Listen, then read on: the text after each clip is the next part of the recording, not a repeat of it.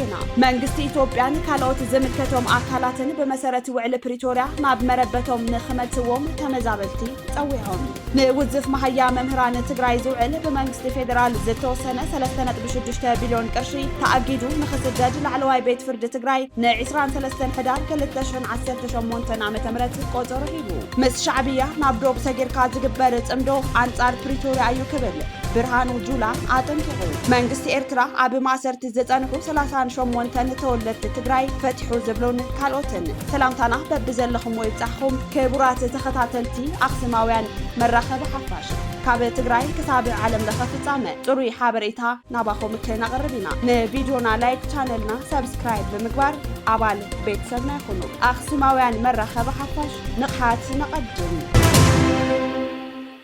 መንግስቲ ኢትዮጵያን ካልኦት ዝምልከቶም አካላትን በመሰረት ውዕል ፕሪቶሪያ ናብ መረበቶም ንኽመልስዎም ተመዛበልቲ ጸዊዖም መንግስቲ ኢትዮጵያን ካልኦት ዝምልከቶም አካላትን በመሰረት ውዕል ፕሪቶሪያ ወረርቲ ሓይልታት ካብ ግዛት ትግራይ አውጽኦም ውሕስን ሰላማውን ብዝኾነ ገባብ ናብ መረበቶም ንኽመልስዎም ተመዛበልቲ ወገናት ሓቲቶም ኣለው ልዕሊ ምውታን ትሕቲ ህልዋን ንነብረለና ዝበሉ እቶም ተመዛበልቲ ኣብ ልዕሊ ህዝቢ ትግራይ ዝተፈጸመ ግፍዕን ጥፍኣትን ፍርዲ ክወሃብ ንማሕበረሰብ ዓለም ጸዊዖም አለው እቶም ተመዛበልቲ በወገኖም ተደራደርትን መደራደርትን ብህጹጽ ናብ መረበቶም ክመልስዎም ተላብዮም ኣብ ህዝቢ ትግራይ ዝካየድ ዝነበረ ጽንተት ከም ዘይተቋረጸን መልክዑ ዝቐየረ ጽንተት ይካየድ ከም ዘሎን ዓለም ክትፈልጦ ይግባእ ድማ ኢሎም ብምኽንያት 50 ዓመት ዝኽሪ ኩናት ጽንተት ኣብ ውሽጢ ዓድን ወፃእን ዝርከባ 7 ትካላት ብሓባር ዘዳለኦ ስነ ስርዓት ጸሎትን መብራህ ጠዋፍን ኣብ ከተማ መቐለ መዕቆቢ ተመዛበልቲ ተሳሊጡሎ ንተመዛበልቲ ወኪሎም ሓሳቦም ዝገለጹ ኣይተ ካሕሳይ ታደለ 3 ዓመት ዝደፈነ ውዕል ፕሪቶሪያ ብዘይ ምትግባሩ ብኣዛብ ንብላዕ ብጥሜት ብሕማም ብቁር ንሳቐን ንጸንትን ኣለና ኢሎም ዲያስፖራ ትግራይ ከምቲ ልሙድ ድምፂ ክኾኖምን እቲ ውዕሊ ንኽትግበር ማሕበረሰብ ዓለም ሓጋዛይ ክኾንን ጸዊዖም ውሕስንኦም ተሓልዩ ናብ መረበቶም ንኽምለሱ ኩሉ ትግራዋይ ኣብ ጎኖም ኮይኑ ንክቃለስ እውን ተላብዮም ሰብኣዊ ሓገዝ ወሃብቲ ትካላት ከም ዝወፃ ዝገለጹ ተመዛበልቲ ካብ ተመጽዋትነት ወፂና ሰሪሕና ናብ እንበልዕሉ መረበትና ንኽንምለስ መንግስቲ ትግራይ ፌደራል መንግስቲ ማሕበረሰብ ዓለምን ሓላፍነቶም ንክዋጽኡ ተማሕጺኖም ብፍላይ መንግስቲ ኢትዮጵያ በመሰረት ውዕል ፕሪቶሪያ ወረርቲ ሓይልታት ካብ ግዛት ትግራይ አውጽኡ ውሕስን ሰላማውን ብዝኾነ መንገዲ ናብቲ እንናፍቆ ምውቕ መረበትና ከመልሰና ብጥብቂ ንሓትት ኢሎም ኣካየዲ ስራሕ ጽላል ሲቪል ማሕበረሰብ ምዕራብ ትግራይ ምስጋና ዘርኡ እቲ ዝኽሪ ፍትሒ ንምምጻእ ዓለም ኣብ ልዕሊና ዝበጽሐ ግፍዕታት ኣፍልጦ ክትህቦ ገበነኛታት ድማ ተሓተቲ ክኾኑ ንምግባርን ከምዚ ዓይነት ግፍዕታት ኣብ ካልእ ቦታ ከይደጋገም ንምግባር ታሪኽና ንምዝካርን ንምዕቃብን ዝዓለመ እዩ ኢሎም እቲ ጸገም ናይ ኩሉ ትግራዋይ ምዃኑ ፈሊጥና ሓድነትና ብምጥንኻር ንፍትሒ ክንቃለስን ይግባእ እውን ኢሎም ኣብ መወዳእታ ተመዛበልቲ ትግራይ ብምኽንያት 50 ዓመት ዝኽሪ ኩናት ጽንተት ትግራይ ከይርሳዕ ከይደጋገም ብምባል ብዝኽርን ምብራህ ጠዋፍን ከም ዝዘከርዎ ንምፍላጥ ተኻኢሉ ንውዝፍ መሃያ መምህራን ትግራይ ዝውዕል በመንግስቲ ፌደራል ዝተወሰነ 3.6 ቢልዮን ቅርሺ ተኣጊዱ ንክስደድ ላዕለዋይ ቤት ፍርዲ ትግራይ ን23 ሕዳር 2018 ዓ.ም ቆፀሮ ሂቡ እቲ ቤት ፍርዲ ነዚ ዝወሰነ ዝሓለፈ 24 ጥቅምቲ 2018 ዓ.ም ጥርዓን መምህራን ኣብ ዝሰማዕሉ እዋን እዩ ማሕበር መምህራን ትግራይ ክፍሊት 17 ኣዋርሕ ንክወሃቦም ብተደጋጋሚ ሕቶ ብምቕራብ ሕቶም ምላሽ ክረክብ ብዘይምኽኣሉ ቤት ምኽሪ ብምጽዋዕን ዘተ ብምግባርን ክሕተቱ ዝግብኦም ኣካላት ብሕጊ ክሕተቱ ብዝወሰኖ መሰረት ላዕለዋይ ቤት ፍርዲ 3 ሚያዝያ 2017 ዓ.ም ክኽፈሉ ከም ዝግባእ ምውሳኑን ክሳብ ሕዚ ናይ ሓደ ወርሒ ክፍሊት ጥራሕ ከም ዝተፈጸመን እቲ ዝተረፈ ናይ 16 ኣዋርሕ ውዝፍ ክፍሊት ክወሃብን ልዕልነት ሕጊ ክኽበርን ይግባእ ክብላ 24 ጥቅምቲ 2018 ዓ.ም ኣብ ዝነበረ ቆፀሮ ላዕለዋይ ቤት ፍርዲ ተረኺበን ሓሳበን ዝገለጻ ፕሬዝደንት ማሕበር መምህራን ትግራይ መምህር ንግስቲ ጋረድየን ኣብ ሕሉፍ እዋናት መምህራን ብዘቕረብዎ ሕቶ ናይ 17 ኣዋርሕ መሃያ ተፈጻሚ ንክኸውን ተወሲኑ መንባሩን ኣብ ፈጻጽምኡ ድማ ምጉታት ከም ዘሎ ዝገለጻ መምህር ንግስቲ ጋረድ ተኸሰስቲ ጊዜያዊ ምምሕዳር ትግራይ ቢሮ ፋይናንስን መንግስቲ ፌደራልን ምዃኖም ብምሕባር ሕቶና ተፈጻሚ ክሳብ ዝኸውን ሓዝውን ጠንኪርና ክንሰርሕ ኢና ክብላ ሓቢረን ጠበቃን ኣማኻሪ ሕግን ከምኡውን ጠበቃ ማሕበር መምህራን ትግራይ ኣይተ ዳዊት ገብረ ሚካኤል ብግድኦም ንመምህራን ዝተወሰነ ገንዘብ ተኣጊዱ ክስደድን ኤጀንሲ ልምዓት ኣባይቲ ብቤት ፍርዲ ብዝቐረበሉ ጻውዒት ኣብ ቤት ፍርዲ ቀሪቡ እቲ ኤጀንሲ ዘመሓድረን 390 ኣባይቲ ምዃነን ብምግላጽ ንቐጻሊ 23 ሕዳር 2018 ዓ.ም ኣዋሰንቲ ቦታን ኣንፈተ ነጺሩ ንክቐርብ ብላዕለዋይ ቤት ፍርዲ ትግራይ ትእዛዝ ከም ዝቐረበሉ ኣፍሊጦም። ወፍሪ ነፃ አገልግሎት ሕክምና መጥባሕቲ ስብሒ ዓይኒ ክወሃብ እዩ። ቢሮ ጥዕና ምስ ሰባት ንሰባት ዝተባሃለ ናይ ጀርመን ዘይመንግስታዊ ምግባረ ሰናይ ትካል ብምትሕብባር ኣብ ሓፈሻዊ ሆስፒታላት ዓብዪ ዓዲ ስሑል ሽረ ዓዲግራት ወፍሪ ነፃ አገልግሎት ሕክምና መጥባሕቲ ስብሒ ዓይኒ ከም ዘሳልጥ ኣፍሊጡሎ። ነዚ ዝሓበረ ቢሮ ጥዕና ትግራይ ብዛዕባ እቲ ወፍሪ ኣመልኪቱ ሎሚ 25 ጥቅምቲ 2018 ዓ.ም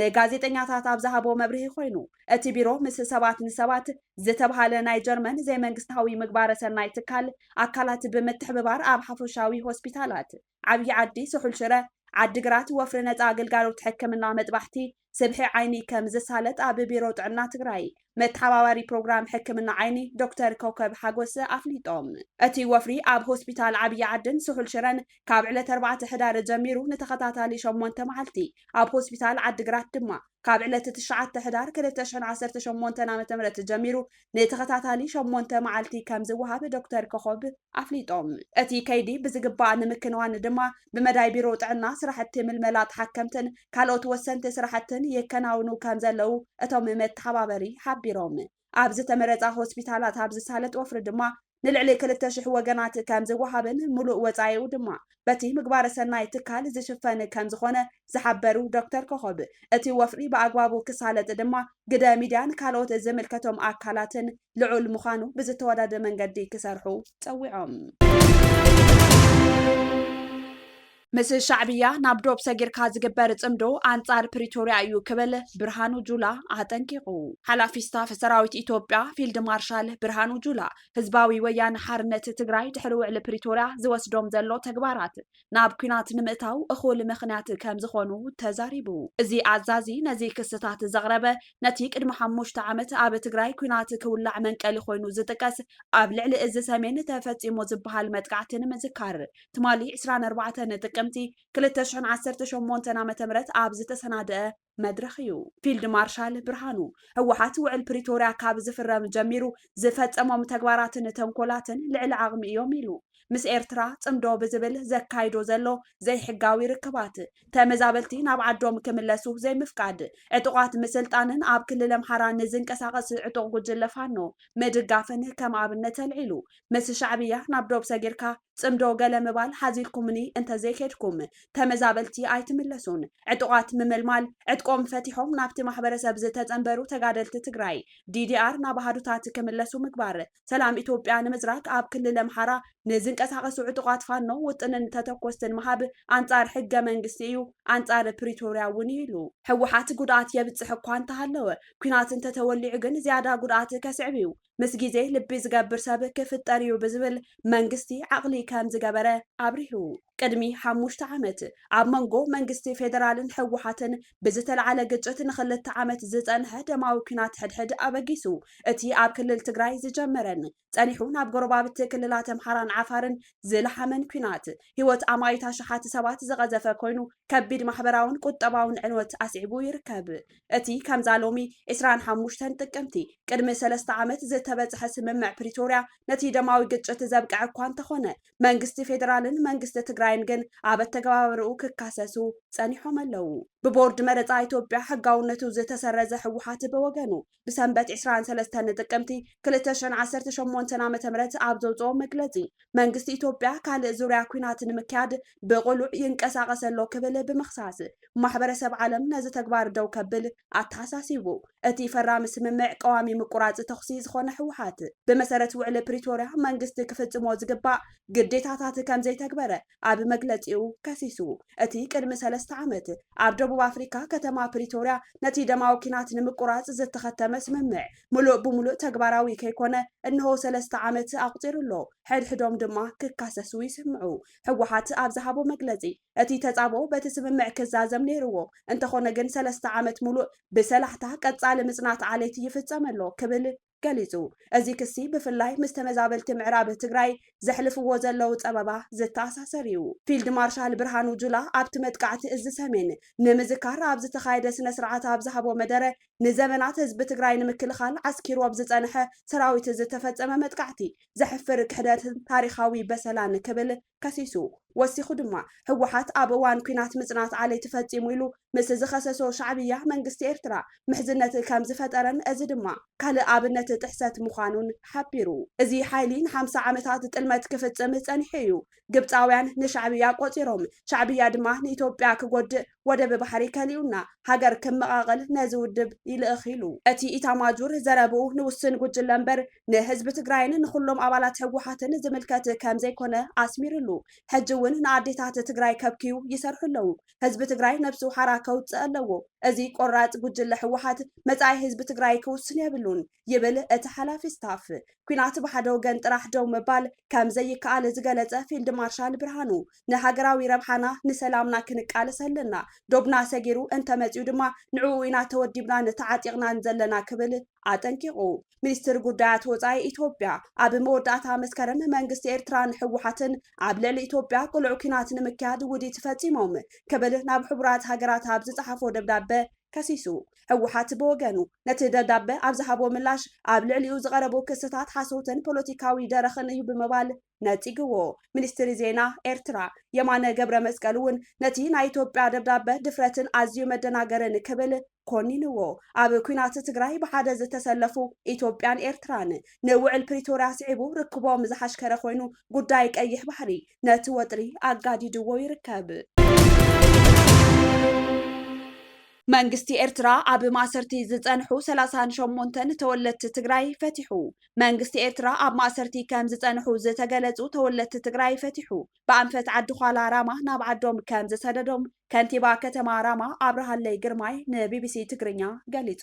እቶም ተመለስቲ ኣብ ዝሃብዎ ሓበሬታ ካብ ማእሰርቲ ምስ ተፈትሑ ብዛዕባ ቀጻሊ መደቦም መንግስቲ ኤርትራ ምርጫ ከም ዘቕረበሎም ክፍለጥ ተኻኢሉ። ካብቶም ዝተፈትሑ እቶም 38 ብገዛእ ፍቃዶም ክሳብ ሩባ መረብ ተፋንዮም ናብ ትግራይ ኣትዮም ኣለዉ። እቶም ዝተረፉ 62 ሰባት ኣብ ኤርትራ ወሊዶምን ተዋሊዶምን ስለ ዝኾኑ ኣብኡ ክተርፉ ከም ዝመረፁ ተፈሊጡሎ። እንተኾነ ብዛዕባ ዝምፍታሕ ካብ መንግስቲ ኤርትራ ዝተውሃበ ዕላዊ ሓበሬታ የለን ክብል ቢቢሲ ኣብ ዘውፅኦ ሓበሬታ ኣዘኻኺሩሎ። ሓደ ካብቶም ተፈቲሖም ናብ ዓዶም ዝተፋነው በየነ ገብረ ኪዳን ኣብ ኣስመራ ተወሊዱ ዝዓበየ ወዲ 32 ዓመት ይርከቦም። ኣነ ኣብ ኣስመራ እየ ተወሊደ ዓበየ መእሰሪና ምክንያት በቲ ዝነበረ ኩነታት ትግራይን ኤርትራን ኢና ተኣሲርና ፀኒሕና ማለት እዩ። ካብ 3 ዓመት ክሳብ 6 ዝተኣሰሩ ኣለዉ። ተኣሲርና ዝነበርናሉ ቦታ ከዓ ዓዲ ኣቤቶ ይበሃል። ካልእ ድማ ናቱ ጨንፈር ዝኾነ ማይ ሰርዋ ይበሃል ይብል በየነ። መእሰሪኡ ምክንያት ምስቲ ን2 ዓመት ዝፀንሐ ደማዊ ኩናት ትግራይ ከም ዝኾነ ይዛረብ። ኣብቲ ን2 ዓመታት ዝፀንሐ ኩናት መንግስቲ ኤርትራ ሰራዊቱ ምስ መንግስቲ ፌደራል ዘሰለፈ ኮይኑ እዞም ሓይልታት ሰብኣዊ ግህሰት ከም ዝፈጸሙ ዝወፁ ጸብጻባት ይሕብሩ። እቲ ኣብ ዓዲ ኣቤቶ ተኣሲሮም ከም ዝጸንሑ ዝዛረብ በየነ ብሓፈሻ 100 ሰባት ከም ዝተፈትሑን ኣብ መንደፈራ ምፍናው ከም ዝተገበረሎምን ይገልጽ። በየነ ካብ ማእሰርቲ ምስ ተፈትሑ ኣበይ ክነብሩ ከም ዝደልዩ ምርጫ ከም ዝተዋሃቦምን ገሊኦም ናብ ዓዶም ክምለሱ ክመርፁ ከለው ዝተረፉ ድማ ኣብኡ ክነብሩ ከም ዝመረፁ ወሲኹ ተዛሪቡ። ምስ ተፈታሕና ምረፁ ተባሂልና ኣነ ኣብ ትግራይ ዓደይ ክነብር መሪፀ ኣብ ዓድና ክንነብር ስለ ዝደለና ተፋኒና እቶም ኣስታት 62 ዝኾኑ ምስ ተፈትሑ ኣብ ኣስመራ ክንነብር ኢና ንደሊሎም ብዝመረፅዎ ኣብኡ ተሪፎም ብምባል ወሲኹ ተዛሪቡ። እቲ ምፍታሕ ናይቶም እሱራት ምስቲ ኣብ ቀረባ እዋናት ጽምዶ ብዝብል ብነጠፍቲ ሰባት ዝካየድ ዘሎ ርክባት ዝተኣሳሰር ምዃኑ ይግለጽ። ከንቲባ ከተማ ራማ ኣብርሃለይ ግርማይ ካብቶም ዝተፈትሑ ተጋሩ 38 ብገዛእ ፍቃዶም ብኣንፈት ራማ ብሩባ መረብ ናብ ትውልዲ ዓዶም ትግራይ ተፋንዮም ክብል ንቢቢሲ ትግርኛ ተዛሪቡ። ኣስታት 100 ዝኾነ ተኣሲሮም ከም ዝነበሩ እዮም ሓበሬታ ሂቦምና ዘለው። ካብኣቶም ብፍቃዶም ንዓድና ኢና ንኸይድ ኢሎም እቶም 38 ብራማ ግንባር ብሩባ መረብ መንግስቲ ኤርትራ ኣቐቢሉና ንሕና ድማ ናይ ፀጥታ ኣካላትን ማሕበሪ ፖሊስን ሒዝና መኪና ጌርና ተቐቢልናዮም ኣብ መዕረፉ ቦታ ተቐሚጦም ኣለዉ። ብሰናይ ድሌቶም ክመፁ ከም ዝደለዩ እዮም ሓበሬታ ሂቦምና ኢሉ። ቅድሚ ሎም እውን ኣብ ኤርትራ ኣብ ቀይዲ ዝፀንሑ ተወለድቲ ትግራይ ኢትዮጵያውያን ብኣንፈት ባድመ ራማን ዛላንበሳን ከም ዝተሰደዱ ቢቢሲ መምሕልላፉ ዝዝከር እዩ ኮይኑ ግና ከምዞም ናይ ሎሚ ምርጫ ከይተዋሃቦም ናብ ዓዶም ከም ዝተሰደዱ ዝገለጹ ኮይኖም ገሊኦም ኣብ ኤርትራ ተወሊዶም ዝዓበዩን ኣብ ትግራይ ዝርከቡ ኣዝማዶም ዘይፈልጡን ብምዃኖም ኣብ ፀገም ከም ዝወደቁ ይዛረቡ ካብኡ ዝተበገሰ ስድራን ንብረትን ገዲፎም ስለ ዝመጹ ተመሊሶም ናይ ምኻድ ሓሳብን ትልምን ከም ዝነበሮም ድማ ይዛረቡ ምስቲ ግጭት ብዝተዓሳሰር ሰራዊት ኤርትራ ብዙሓት ተወለድቲ ትግራይ ካብ ገለ መዋሰንቲ ከባብታት ትግራይ ብፍላይ ድማ ካብ ከባብታት ኢሮብ ጨውዩ ከም ዝወሰደ ዝኽሰስ ኮይኑ ብዛዕባ ኩነታቶም ዝተወሃበ ሓበሬታ የለን